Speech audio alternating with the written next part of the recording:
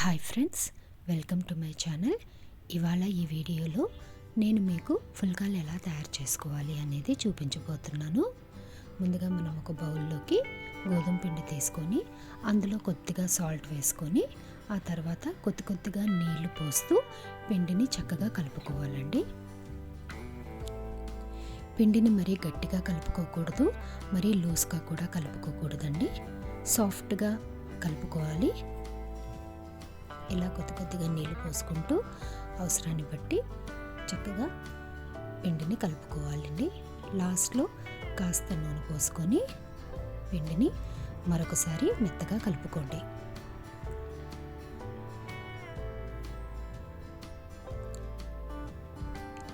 చూసారు కదా, అలా చక్కగా సాఫ్ట్గా కలిపి పెట్టుకోండి. ఇలా కలిపి పెట్టుకున్న పిండిని మూత పెట్టి కాసేపు పక్కన పెట్టుకోవాలండి. 15 నిమిషాల నుంచి 30 నిమిషాల వరకు పక్కన పెట్టించండి.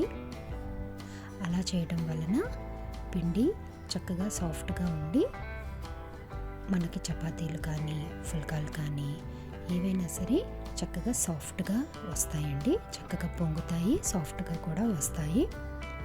అయిపోయిందండి, కలిపి పెట్టుకున్నాం కదా. ఆ తర్వాత ఇప్పుడు నేను దాన్ని క్లోజ్ చేస్తున్నాను. ఇక్కడ నేను టిష్యూ పేపర్తో క్లోజ్ చేశాను. మీరు మూతైనా పెట్టుకోవచ్చు, లేదా తడిగుడ్డైనా వేసి పెట్టుకోవచ్చు. అలా చేయడం వలన పిండి ఆరిపోకుండా సాఫ్ట్గా ఉంటుంది.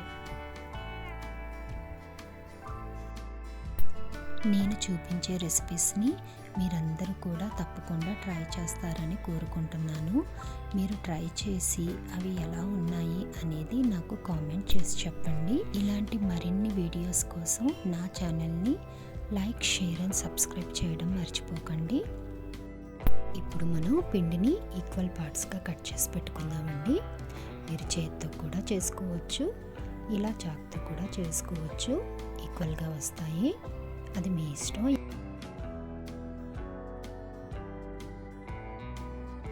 ఇప్పుడు పిండిని తీసుకొని చిన్న ఉండలుగా చేసి పెట్టుకుందామండి.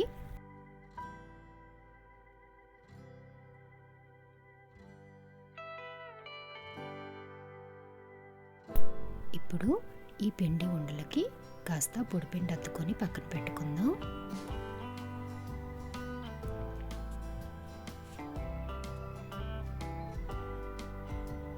ఇప్పుడు చపాతీలు ఒత్తుకుందామండి. బాగా బలంగా ఒత్తకూడదండి, సాఫ్ట్గా నెమ్మదిగా చేసుకోండి, చక్కగా వస్తాయి. అలా మనకు కావాల్సినట్టుగా రౌండ్గా చేసుకొని ఆ తర్వాత పొడిపిండి ఉంటే కాస్త అలా జల్లించుకోండి. ఆ తర్వాత పెనం మీద వేసి చక్కగా రెండు వైపులా కాల్చుకోండి. పెనం చక్కగా వేడిగా ఉండాలండి. పెద్ద మంట కాకుండా మరీ చిన్న మంట కాకుండా మీడియం ఫ్లేమ్లో కాల్చుకోండి, బాగా వస్తాయి. చూస్తున్నారు కదా, మనం ఇలా రెండు వైపులా కాసేపు కాల్చుకుంటాము. పిండి ఉండకూడదండి, పిండిగా ఉండకూడదు.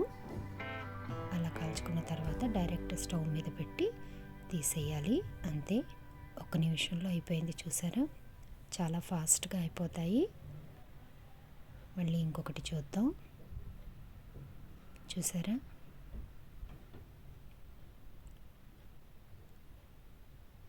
ఇప్పుడు దీన్ని కూడా రెండు వైపులా కాల్చుకుందామండి. పిండిగా ఉండకుండా కాస్త మన చపాతీ అనేది కాస్త కాలాలి.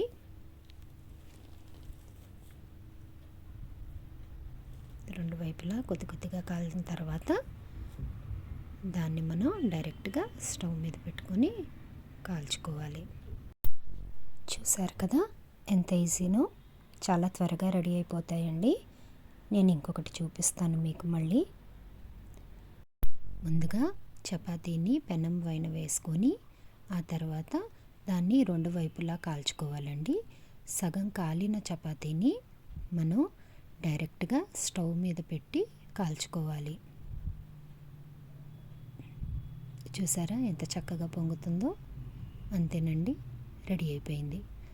సో ఫ్రెండ్స్, మీరు కూడా ఈ ఫుల్కాలని తప్పకుండా తయారు చేసుకొని నాకు కామెంట్ చేసి చెప్పండి.